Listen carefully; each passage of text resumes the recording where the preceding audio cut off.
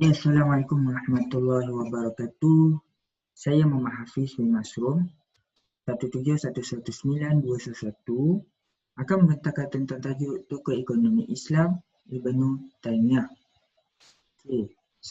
Untuk pendahuluan, Ibnu Taimiyah adalah seorang yang terkenal jeniusnya, berwawasan luas, pendukung kebebasan, berfikiran tajam, mempunyai perasaan teguh, pendiriannya pemberani serta mampu menguasai pelbagai disiplin keilmuan yang diperlukan ketika itu. Disebabkan beliau ni pemikirannya yang revolusioner, yakni gerakan tajdid, pembaharuan dan ijtihadnya dalam bidang muamalat membuatkan nama dia lebih terkenal di seluruh dunia. Oleh itu, posternya akan membahaskan tentang sumbangan atau pemikiran yang dimiliki oleh beliau dalam ekonomi Islam. Okay. Latar belakang tokoh, nama Taqiyuddin Abu Abbas bin Abdul Halim bin Abdul Salam bin Taimiyah Al-Harani Al-Hambali. Okay, Taimiyah tu diambil daripada nama atuk dia. Okay. Namun, orang lebih cepat mengenalnya dengan sebutan Taqiyuddin Ibnu Taimiyah atau lebih popular dengan Ibnu Taimiyah sahaja. Beliau lahir pada hari Isnin tanggal 10 Rabiul Awal tahun 661 Hijrah bertepatan dengan tanggal 22 Januari 1263 Masihi di Kota Haran. Okay, nama atuk dia Al-Harani ni diambil daripada nama Kota Haran. Okay, latar belakang keluarga, beliau adalah dari keturunan puak Arab Banu Numai. Datuk beliau yakni Abu Barkat Al-Majiddin bin Ibnu Taimiyah Al-Hambali. Beliau meninggal pada tahun 1255, manakala bapanya Ibnu Taimiyah, Syahibuddin Abdul Halim Ibnu Taimiyah meninggal dunia pada tahun 1284. Mereka adalah guru yang terkenal dalam mazhab Hambali. Okay, bagi pendidikan beliau pula, beliau membesar dalam lingkungan keluarga yang berpendidikan tinggi, cendekiawan. Dari kecil lagi beliau sudah dapat menghafal Al-Quran dan telah menamatkan beberapa subjek iaitu tafsir, hadis, matematik dan filsafat serta fiqh. Dan beliau juga berhasil menjadi yang terbaik di antara teman-teman seperguruannya.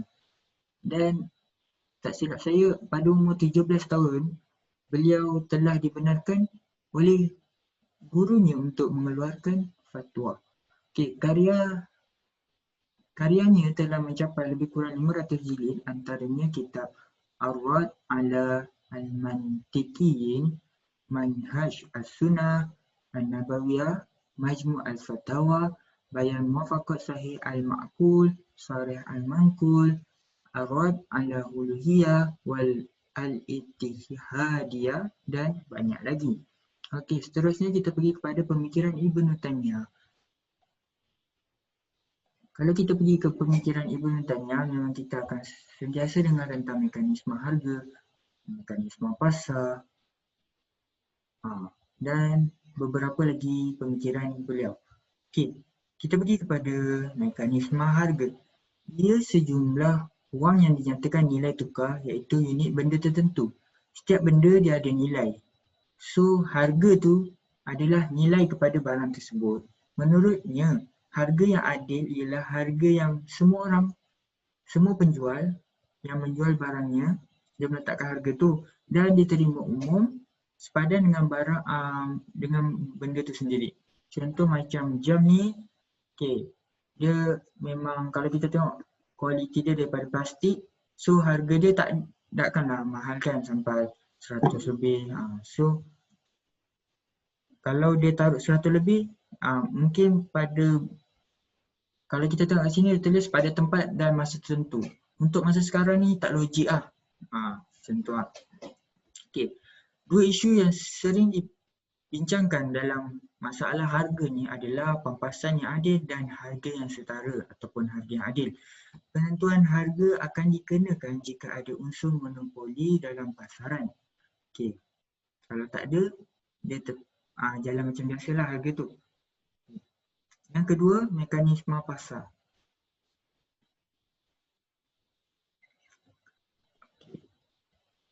Beliau setuju kerajaan tidak perlu campur tangan selagi mana mekanisme pasar itu terjadi dengan adil.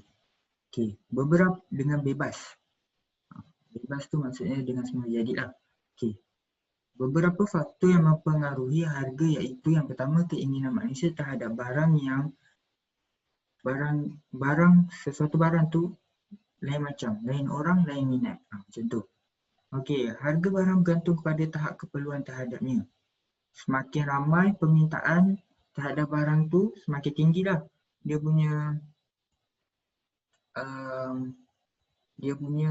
harga. Okey.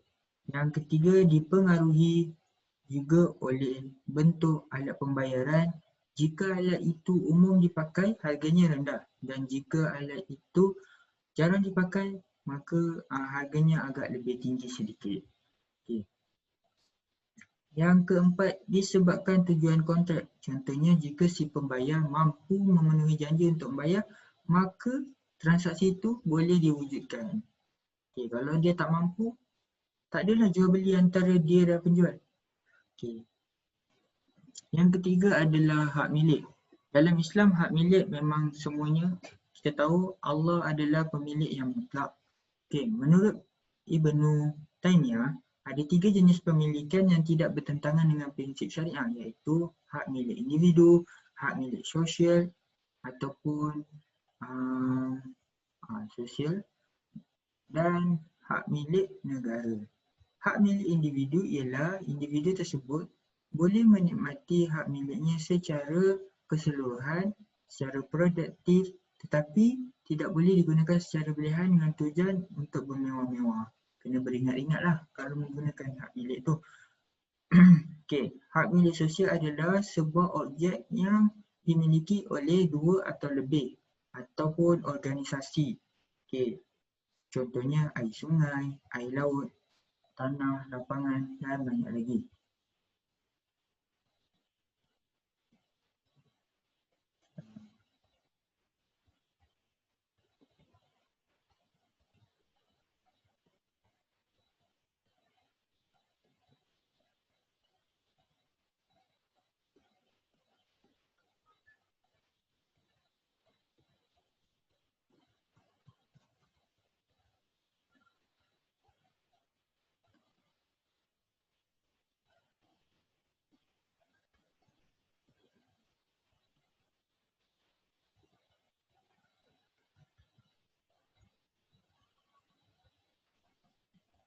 Okay. Dalam hadis Rasulullah juga ada sebut setiap manusia tu berikat dalam manfaat 3 hal, iaitu air, rumput dan api. Hadis riwayat Ahmad bin Hanbal. Salah satu alasan daripada keharusan pemilikan kolektif terhadap objek-objek alam adalah semua itu diberikan oleh Allah secara percuma dan semua itu demi kepentingan umum. Okay. Yang ketiga, hak milik kerajaan ataupun hak milik negara. Okay. Negara perlukan hak milik yang teguh dalam pendapatan, sumber hasil dan kekuasaan untuk melaksanakan tanggungjawab dia seperti melindungi negara, memperbaiki barang-barang yang rosak dalam negara, menyelenggara pendidikan dan macam-macam lagi. Menurut Ibnu Taimiyah, pendapatan negara terdiri daripada zakat, harta, rampasan perang iaitu ghanimah. Okay, nombor 4. Peranan pemikiran ekonomi yang beliau miliki adalah peranan pemerintah dalam ekonomi. Tujuan sesebuah pemerintah adalah mengajak penduduk melakukan kebajikan dan menghalang kemungkaran dengan cara satu, menghilangkan kemiskinan. Kalau kat sini kita tengok seseorang harus hidup sejahtera agar mampu melakukan kewajipan agama. Okey, jadi menjadi kewajipan kepada sesebuah negara itu membantu penduduknya agar dapat mencapai kondisi kewangan yang lebih stabil ataupun lebih besar. Okey. Yang kedua, penentuan harga ataupun regulasi harga. Menurut Ibnu Taimiyah, kalau kat sini kita tengok menetapkan harga dan harga upah.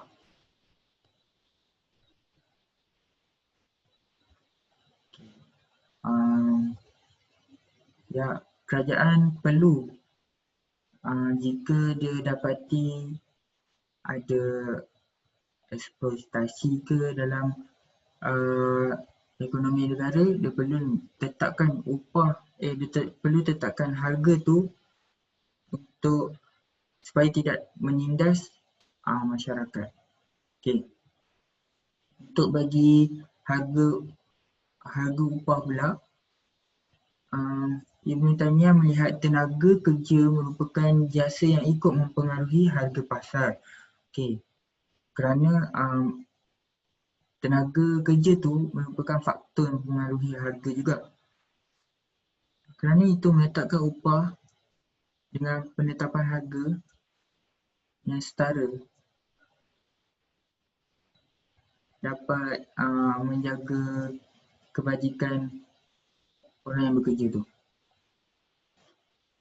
Okey, yang seterusnya kebijaksanaan pantauan, iaitu negara bertanggungjawab untuk mengontrol ekspansi mata wang atau mengawasi penurunan nilai wang dan kerana keduanya dapat mengakibatkan ketidakstabilan wang, iaitu sebagai contoh inflasi dan kalau negara tak kawal ada kemungkinan cetakan mata wang palsu.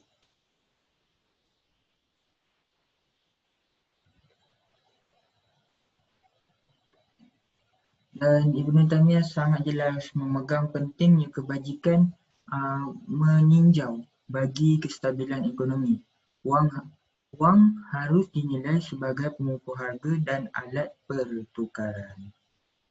Okey, rumusannya, pemikiran Ibn Taymiyah menawarkan solusi kepada negara dengan menyedarkan rakyatnya bahawa betapa pentingnya norma moral dan nilai etika sebagai asas pembangunan yang boleh diwujudkan dalam bidang ekonomi.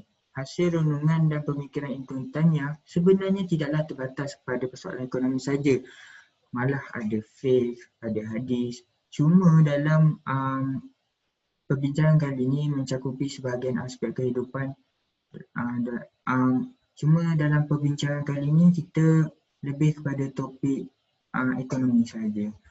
Okay, rujukan saya adalah artikel Fasihah, tajuk pemikiran ekonomi Ibn Taymiyah dan melayati pemikiran tokoh ekonomi Islam Ibn Taymiyah.